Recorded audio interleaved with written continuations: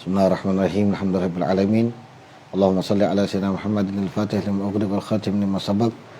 Nasirul haq bil haq wal hadi ila siratikal mustaqim wa ala alihi wa sahbihi haqa qadrihi wa miqdarihi al-azim.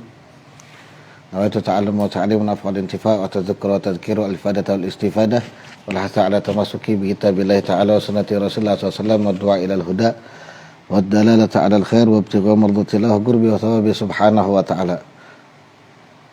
Allahumma zayyinna bil hilmi wa aghnina bil ilmi wa akrimna bit taqwa wa jamilna bil afiyah arhamar rahimin ya arhamar rahimin ya arhamar rahimin. Allahumma rzuqna fahman nabiyyin wa hifdzal mursalin wa ilhamal malaikatil muqarrabin. Wa sallallahu ala sayyidina Muhammadin wa ala alihi wasallam. Alhamdulillahirabbil alamin. Alhamdulillah. Ini kita lanjut lagi taklim kita dalam kitab Ajaratus Sibaq ila Makaril Akhlaq ila Makarimil Akhlaq dari Imam Al-Allamah Sayyid Al-Habib Muhammad bin Abdullah Ad-Dar rahimahullah ta'ala wa nafa'na bihi bi'ulum fid darin amin. Terakhir kita ngebahas tentang tarkul jidal, meninggalkan perdebatan dalam bentuk apapun, walaupun kita benar apalagi salah.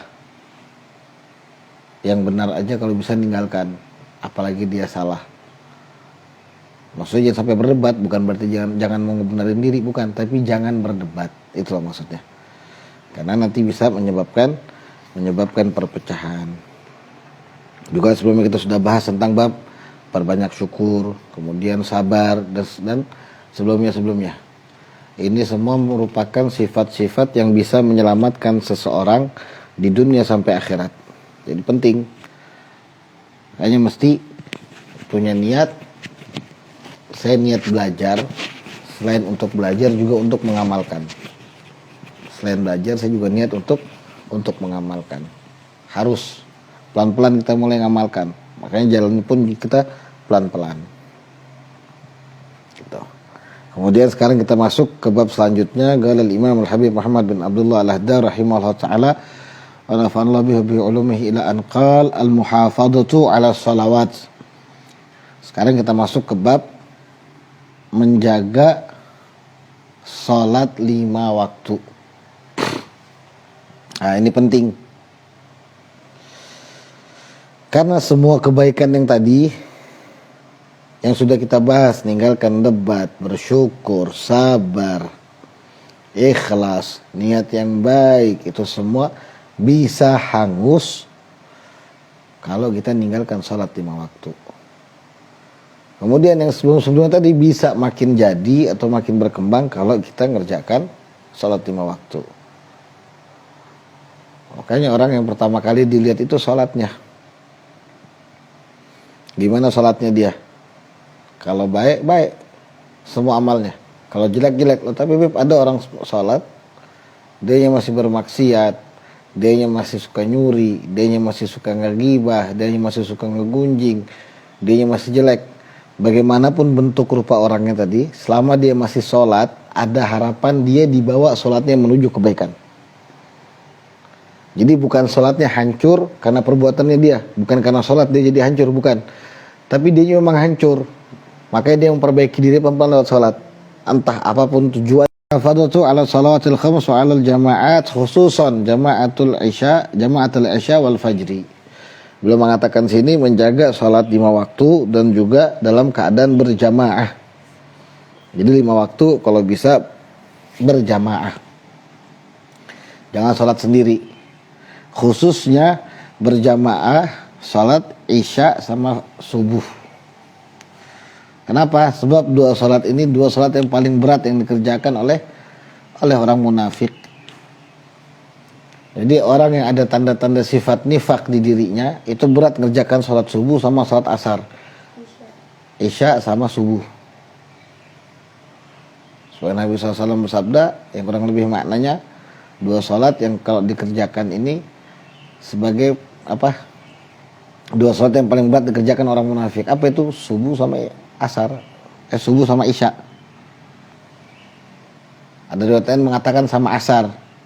Tapi di sini beliau ngambil riwayat yang isya sama subuh. La ilaha illallah Muhammadur Rasulullah SAW. Fahim? Jadi begitu. Kalau bisa 2 waktu ini jangan sampai lepas berjamaah. Kalau bisa semuanya. Cuma khususnya 2 waktu ini untuk menunjukkan orang itu bisa nggak dia ngejaga keistiqomahan biar nggak kayak orang munafik. Jadi bukan munafik itu orang yang beredar, lah bukan. Oh dia ibadah, dia begini, tapi dia masih maksiat, dia munafik. Lah bukan begitu munafik. Ada hitungan munafik di hadapan Allah sendiri, ada. Di antaranya Nabi SAW ngasih gambarnya tadi, orang yang nggak bisa jaga 2 sholat waktu ini. Berarti ada sifat kemunafikan. Bahkan kalau nggak salah Muhammad bin Hafid, kalau nggak salah ya, itu pernah bilang, siapa yang bisa jaga dalam waktu 41 hari subuh secara berjamaah, subuhnya secara berjamaah, maka insya Allah Allah hilangkan dari hatinya sifat kemunafikan selama 41 hari.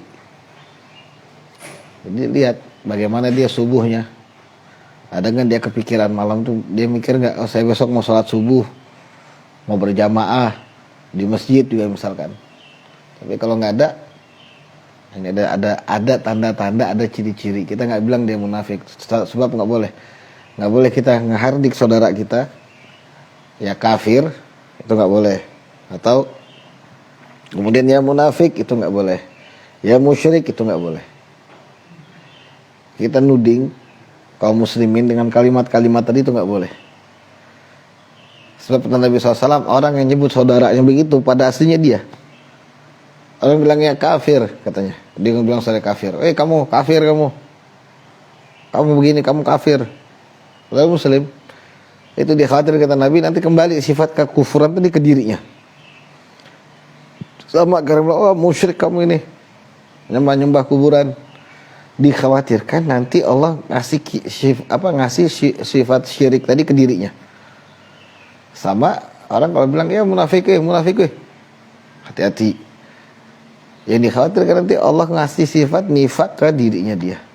Na'udzubillah sama na'udzubillah. Al-Islam dinul fadail ya'muruka bil muhafadzati ala salawatil khamas wal muhafadzatu ala al-jama'ati li'annaha a'zamul wajibat wa awwalu ma tuhasabu alaih. Qala sallallahu alaihi wasallam as-salatu min ad-din bi manzilati ra'si min al-jasad wa man la salata la dinalah. Kemudian beliau mengatakan Islam ini agama yang penuh dengan keutamaan, kemuliaan. Sehingga di antara salah satu hal yang menunjukkan keutamaan dan kemuliaan di hadapan Allah, ya'muruka bil muhafadzati, Islam memerintahkan kita semua untuk menjaga salat 5 waktu dan menjaga dalam berjamaah dalam salat waktu tersebut. Sebab karena salat tadi itu yang 5 waktu itu kewajiban yang paling agung, yang paling berat, yang paling istimewa, yang paling punya kedudukan khusus di sisi Allah Subhanahu wa taala. Di antaranya apa? Wa awwalu ma tuhasabu alaih. Salat yang pertama kali bakal dihisab sama Allah. Salatnya.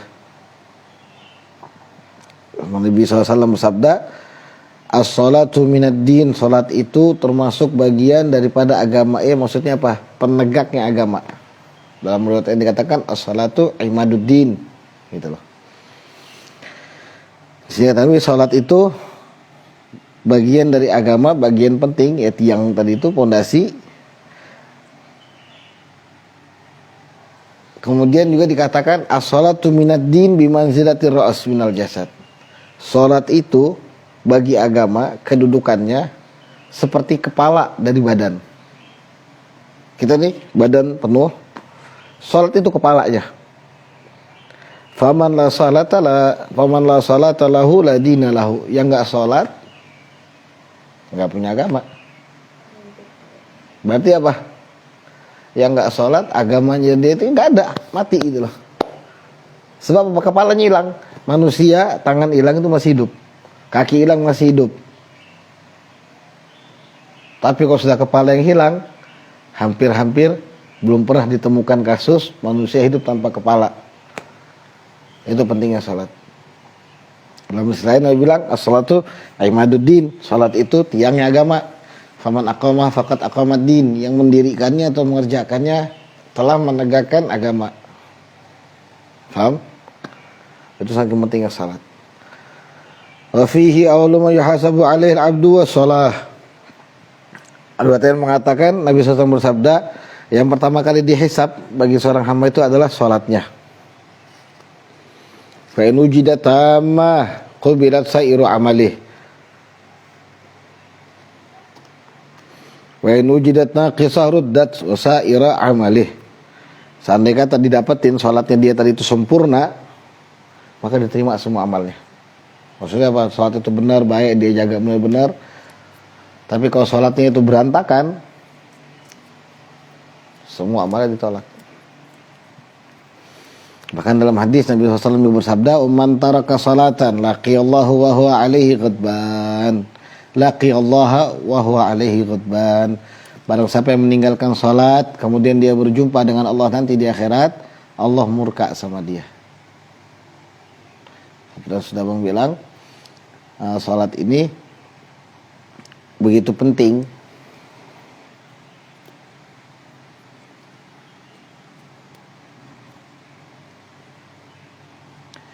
Pentingnya apa? Satu, salat itu hadiah dari Allah untuk Nabi beserta umatnya pada peristiwa Isra dan Mi'raj. Ini sekarang kita di bulan Rajab nih. Kemudian salat tadi juga penghubung antara Allah dengan hamba melalui Nabi Muhammad SAW. Yang sudah dijelaskan semua kemarin ya, bagaimana Allah ngejadikan salat ini berbentuk istilahnya namanya Nabi Muhammad. Maksudnya apa? Kita pinjem kedudukannya Nabi Muhammad, sehingga orang yang ngejaga salat berarti dia ngejaga hubungan sama Nabi Muhammad sama Allah. Jadi selain salawat yang dia baca, salatnya dia harus jaga. Ini tanda atau ciri orang betul-betul ngejaga hubungan dengan Nabi Muhammad SAW. Tapi kalau dia nggak ngejaga itu, maka bisa dipastikan hubungan dia dengan Nabi itu renggang. Na'udzubillah wa na'udzubillah. Fa'alaika bil musara'ati ilaiha fi awalil waqti bi ghayati surur wal jadal wal hubur fa innaha as-silah allati tasilu biha ila mujalasati rabbikal karim wa ta'aradu fiha li muhadatsatihi wa nafatu fadlihi al-'azim fa ta'lam haqqal ilm man tunaji man fatalat bin salatik.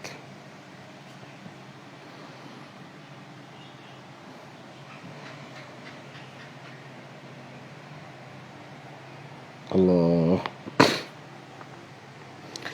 Maka kata beliau, hendaknya kamu benar-benar bersegera untuk mengerjakan sholat di awal waktu. Sudah dekat waktunya mulai sholat, sudah siap-siap.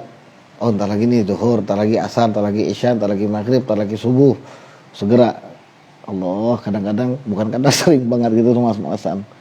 Bighayati surur, dan yang paling penting sudah di awal waktu dengan perasaan ghayatus surur. Senang banget. Jangan sampai begitu dengar azan Allah Akbar, salat lagi Allah. Bukan begitu. Tapi bighayati surur, dengan kesenangan yang mentok gitu, senang banget. Wal hubur, perasaan bahagia. Fa inna hasilah, karena salat itu hubungan yang menghubungkan kamu untuk bisa berdua-duaan dengan Allah. Makanya orang soleh ini luar biasa. Mereka sholatnya itu kayaknya nggak ada beban sama sekali. Kalau kita masih masuk dalam bab sabar yang kedudukannya 300 derajat. Apa itu? Sabar ngerjakan kewajiban Allah. Allah Akbar. Ayo salat dulu yuk. Ayo dulu Anda siap-siap wudhu sana. Iya duluan aja Bang. Itu tanda apa? Sebenarnya saling malas. Begitu dengar adzan, tar lu duduk dulu bentar. Sebenarnya malas, agak sedikit berat, tapi ala kulli hal kita masih bab sabar. Kita belum seperti babnya orang soleh yang tadi tuh. Begitu dengar adzan, bi ghayati surur wal jadal wal hubur. Benar-benar bahagia, segenap jiwa raganya dia ngadap sama Allah. Itu waktu di Hadramut itu subhanallah. Orang yang begini enggak sedikit, banyak.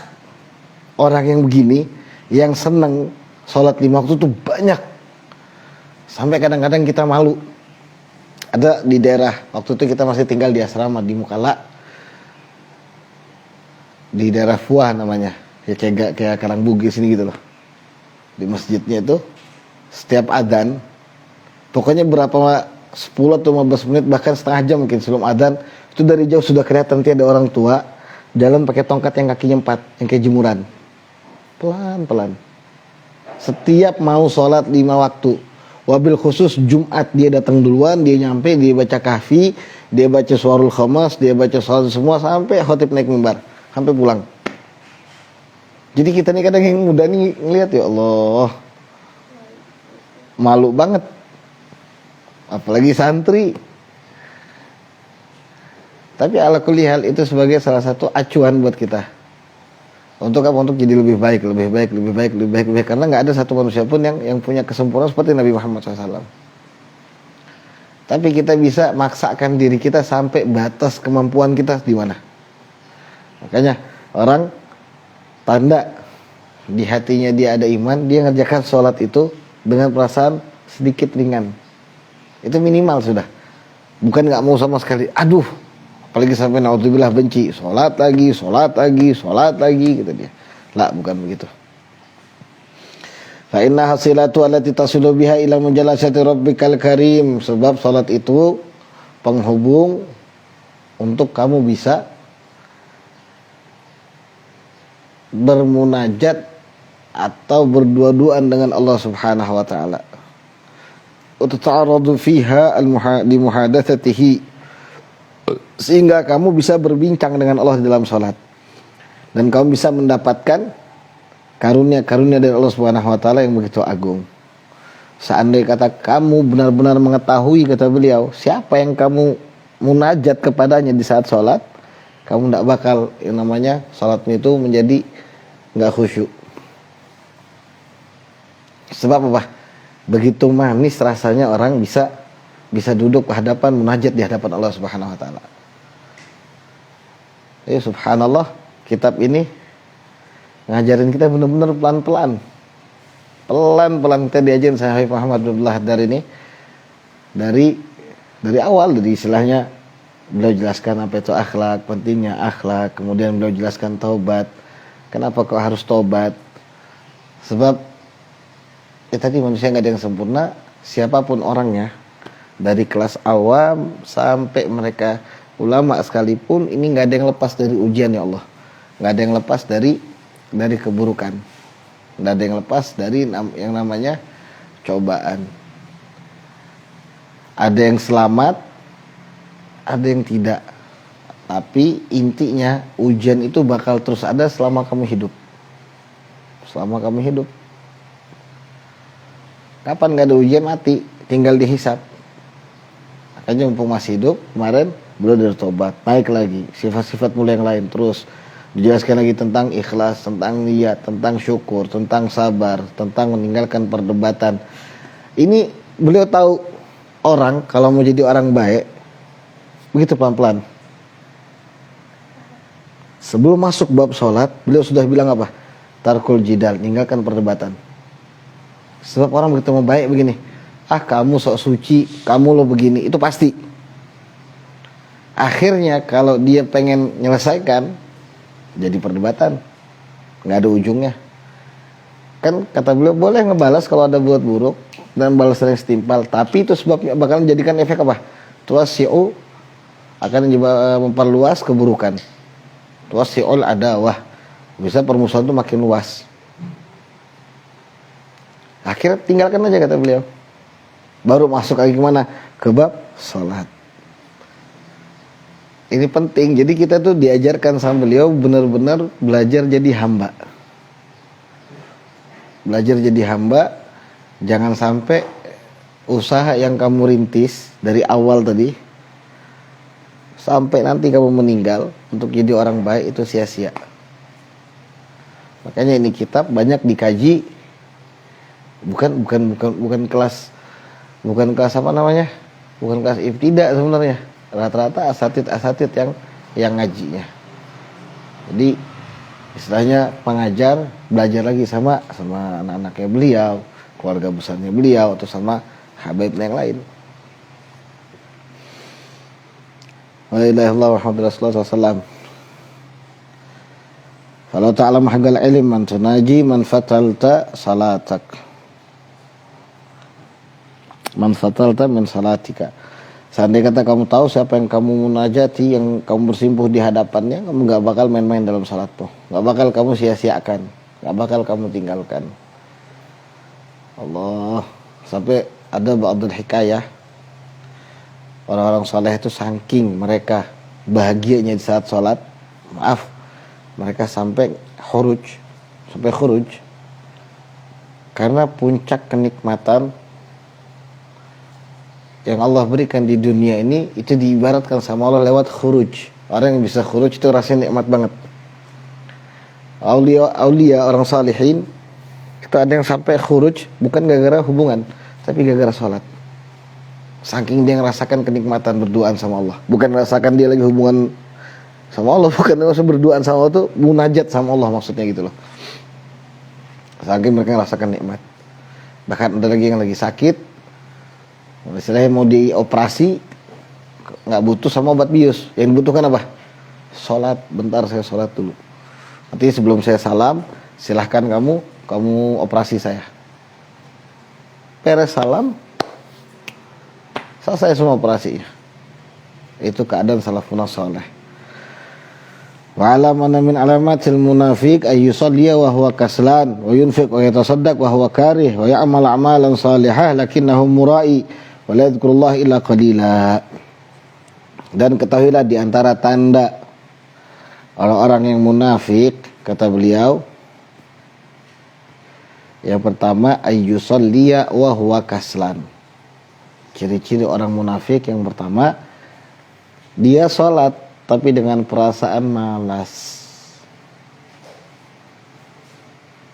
Ini tanda masih, dia belum munafik tanda. Jadi kita disuruh antisipasi. Kalau sudah mulai malas, ayo senang-senang gitu loh salatnya. Jangan lagi kamu merasa berat, merasa beban. Belajar apa? Belajar merasakan kenikmatan salat. Belajar merasakan kenikmatan dalam salat. Kemudian yang kedua, yunfiq wa yatasaddaq wa huwa karih. Dia berinfak, bersedekah, tapi dia enggak suka. Terpaksa gitu loh. Dia terpaksa. Kenapa? Ya sudahlah, daripada nanti Allah tidak kasih keberkahan di kita, daripada, kata dia. Dia nggak suka sebenarnya. Seandainya kata nggak ada ancaman begitu, dia nggak bakal infak sama sedekah. Ini masih nggak boleh, hati-hati. Makanya orang kalau bisa infak, sedekah, sholat dengan senang hati, oh itu berarti tanda di hatinya nggak ada sifat munafik. Walaupun dia masih banyak dosa. Dosa sama nifak nggak ada hubungan. Nifak, dosa gitu loh. Paham? Wa ya'mal a'malan salihah lakinnahu mura'i. Dia ngerjakan amal soleh tapi dia riya. Maksudnya apa? Pengen dilihat sama orang. Ini min haitsu nafsihi. Ini dari diri orang si pelakunya loh. Kita nggak boleh nuduh orang itu riya. Hati-hati.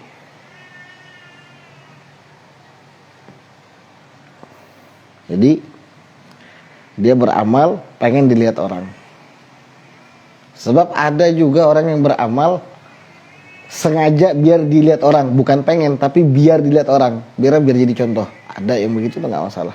Makanya untuk urusan riya atau tidak itu urusan si pelaku sama Allah. Kita nggak boleh menghukumin ini riya, ini begini. Tapi intinya beliau mengantisipasi, jangan sampai kamu riya. Gitu loh maksudnya.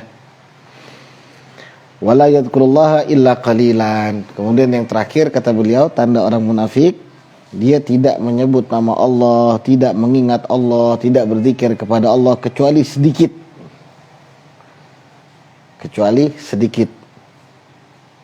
Nah ini hati-hati. Orang yang kalau masih malas-malas berzikir, masih malas-malas nyebut nama Allah, masih malas-malas ibadah sama Allah, mulai introspeksi dirinya. Ini yang kata Nabi SAW, hasibu anfusakum qabla an tuhasabu. Introspeksi diri kalian sebelum kalian diintrospeksi sama Allah, ditanya-tanya sama Allah, ditimbang sama Allah, dihisab sama Allah. Mau selamat, introspeksi. Saya malas nggak sholat? Oh iya, saya masih malas ternyata.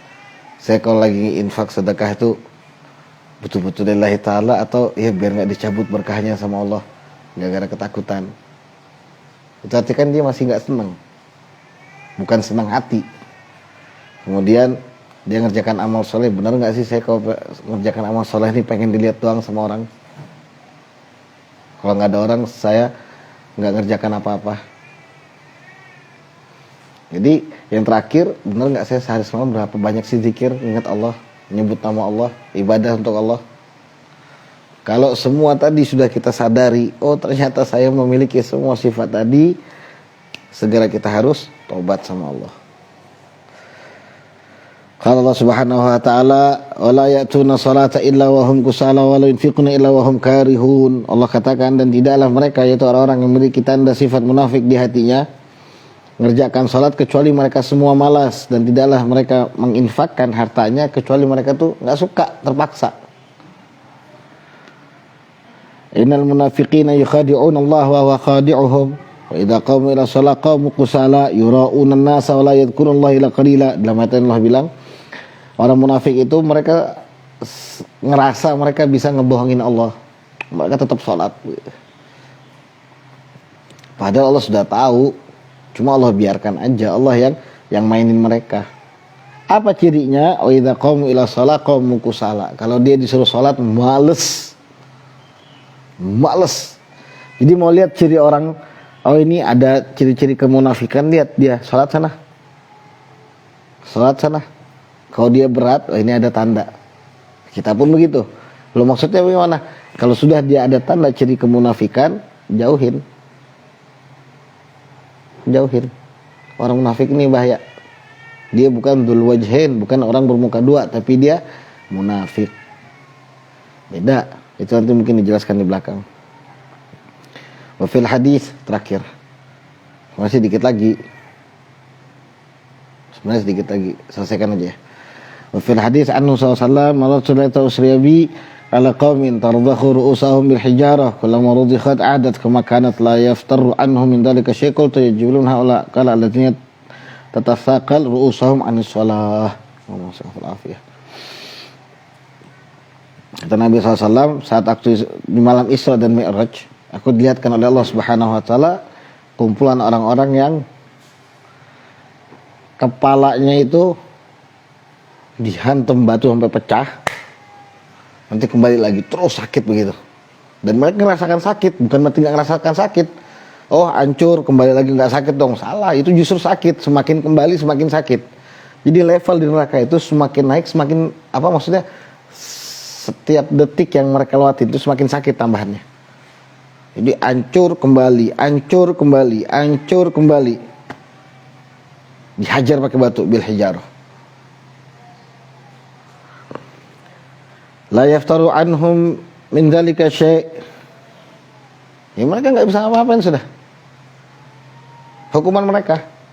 Gal Nabi tanya, "Ya Jibril, kok begitu sakitnya, lihat?" Gal kata Jibril, mereka orang yang kepalanya berat untuk sholat. Bukan tidak sholat loh. Dia sholat tapi kusala. Males. Berat. Bukan tidak sholat. Dia sholat kok. Kan tadi Allah bilang, wa idza qamu ila shalah qamu kusala. Kalau mereka kerjakan sholat mereka malas. Loh berarti mereka sholat. Selamat enggak? Alhamdulillah subhanahu wa ta'ala. Jadi kalau mau lihat kita nih selamat nggak sih nanti di akhirat, lihat gimana kita sholatnya. Semakin males, tanda. Naudzubillah, kita orang yang dilihat Nabi waktu malam Isra Mi'raj, yang dihancurkan kepalanya pakai batu, kembali lagi, hancur lagi, kembali lagi. Berarti Nabi ngeliat kita. Tapi kalau sekarang kita sudah mulai, Allah enggak, saya nggak malas-malas lagi kok, saya semangat, saya seneng sekarang. Ya mudah-mudahan tuh yang lain. Makanya katanya Allah, fawailul lil musallin, celaka orang yang sholat, bukan yang nggak sholat. Yang nggak sholat jelas celaka. Apa itu? Alladzina hum an sholatihim sahun, mereka lalai dalam sholatnya. Apa maksudnya? Mereka nggak seneng, nggak bahagia, males.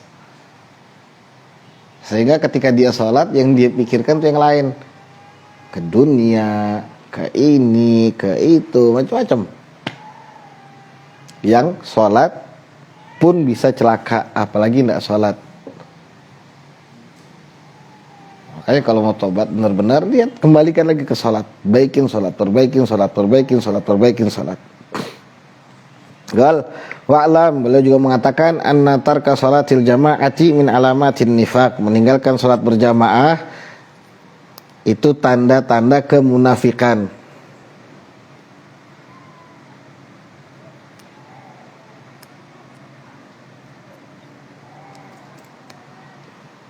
Jadi tanda orang juga memiliki sifat munafik selanjutnya adalah orang yang malas mengerjakan sholat berjamaah. Sampai dulu ada orang cerita, saking dia nggak mau meninggalkan sholat berjamaah, kalau dia telat sholatnya, dia cari orang, dia bayar. Kamu temenin saya sholat dulu. Misalkan ini dia belum sholat isya, karena dia kerja sibuk kali.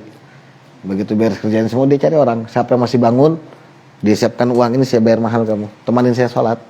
Wes kamu dapat pahala, dapat duit lagi kata dia. Oh ya sudah. Terus saking dia nggak meninggalkan sholat.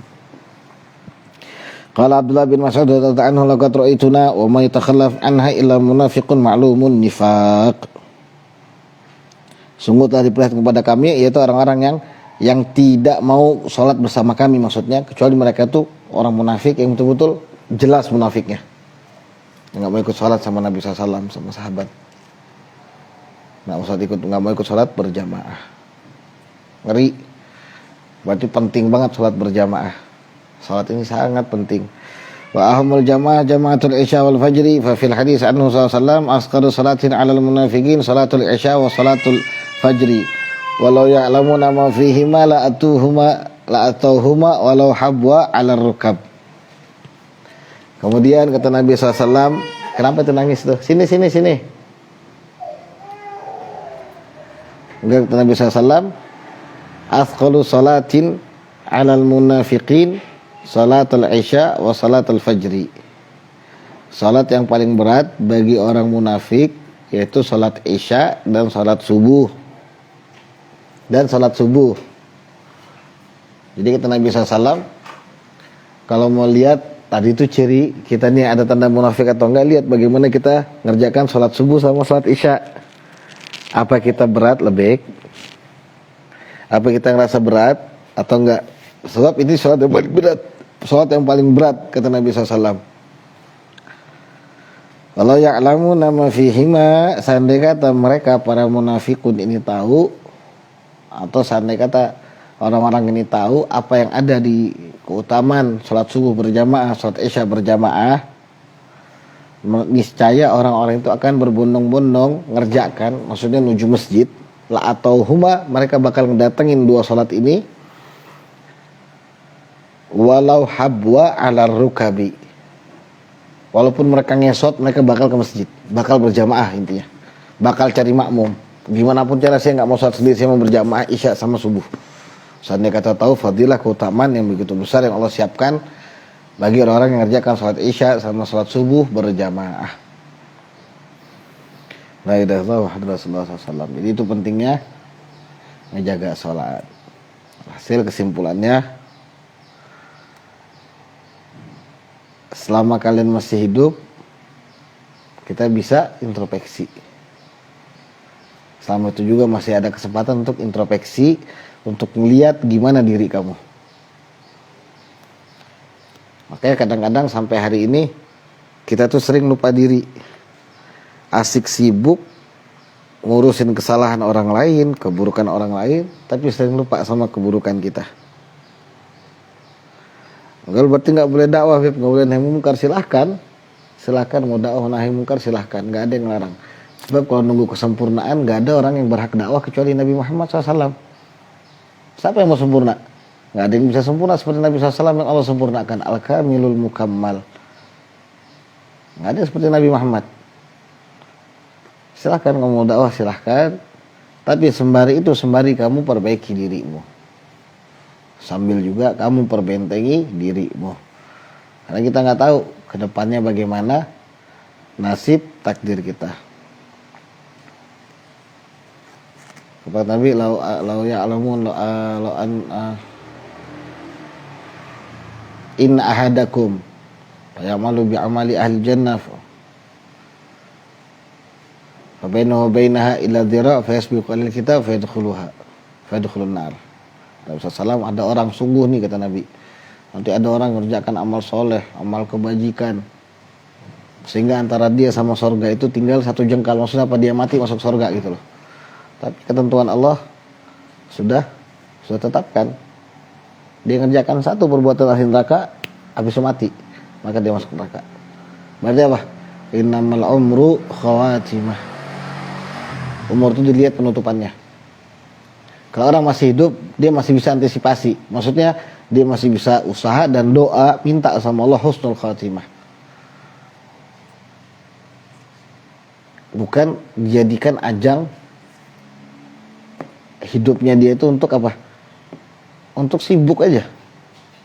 Sibuk urusan orang. Sibuk dianya ngomongin orang, menilai orang, ngejudge orang dan sebagainya. Bagus dia sibuknya untuk urusan dia sama Allah, urusan kematian dia nanti. Berarti kalau itu nggak usah dakwah, bukan. Justru itu untuk dakwah kamu. Berarti kamu ngajak orang dari yang istilahnya tidak mengenal Allah jadi kenal. Dari yang tidak mengenal jadi kenal. Dari yang jauh jadi dekat. Dari yang masa bodoh sama Allah, apalagi sama perintah-perintah Allah, jadi semangat kerjakannya, jadi seneng. Itu dakwah. Gimana pun caranya kamu ngolah, entah kamu lewat ceramah atau lewat ayo ajak seru-seruan, itu bisa, itu dakwah. Nggak nunggu kamu sempurna, sebab itu pun nanti jadi amal kamu. Tapi yang diperhatikan bagaimana kamu ngebawa diri kamu. Jangan sampai ngerasa sebagai seorang pendai, na'udzubillah, atau orang yang sibuk dengan quotes kebaikan, tapi dia lupa perbaikin dirinya. Makanya di kitab ini Masya Allah, kita diajarin benar-benar gimana caranya jadi hamba yang soleh. Ya Allah, gimana pentingnya jadi hamba yang soleh, jadi hamba yang cuma mengharapkan ridhonya Allah. Bahkan sampai kan di awal kitab tuh disebutkan riwayat hadis Nabi SAW, pentingnya akhlak nih. Apa itu? Ada satu sahabat laporan kepada Nabi Muhammad SAW, ada perempuan yang sholatnya rajin, puasanya Masya Allah, siang malam nih ibadah intinya. Tapi akhlaknya buruk. Buruk di mana? Mulutnya. Dia suka ngomongin orang, suka ngegunjingin orang, suka nyebutkan kesalahan orang, suka ngumbar aibnya orang. Ini mulut nih. Gal kata Nabi SAW apa? La khaira fiha. Nggak ada kebaikan di diri orang perempuan tersebut. Hiya min ahlin nar. Dia termasuk penghuni neraka. Makanya penghuni neraka itu kebanyakan perempuan, bukan gara-gara mereka sekedar telanjang, lah. Tapi sebab ini nih, mulut. Mulut perempuan ini paling lantih. Dan ini nasihat buat semua sebenarnya. Intinya apa? Jangan ganggu orang lewat mulut kamu. Maka Imam Syafi'i bilang apa? Lisanmu la tadhkur biha aurata mri'in, jangan kamu sebutin keburukannya orang lain. Fakulluka auratun. Kamu ini dari kepala sampai kaki itu punya kesalahan, punya aurat, punya aib. Walinnas al-sumu, dan orang juga punya lidah. Sekarang kalau dibalik ke kamu bagaimana? Jadi diajarkan sama beliau, disusun bab-babnya ini biar kita semua benar-benar belajar jadi hamba yang benar-benar ngikutin Nabi Muhammad SAW. Jadi kalau dia mau berdakwah, dia siap berdakwah di jalan Allah dengan hati yang benar hanya untuk Allah. Kalau dia mau ibadah juga, ibadahnya dia pun benar cuma untuk Allah.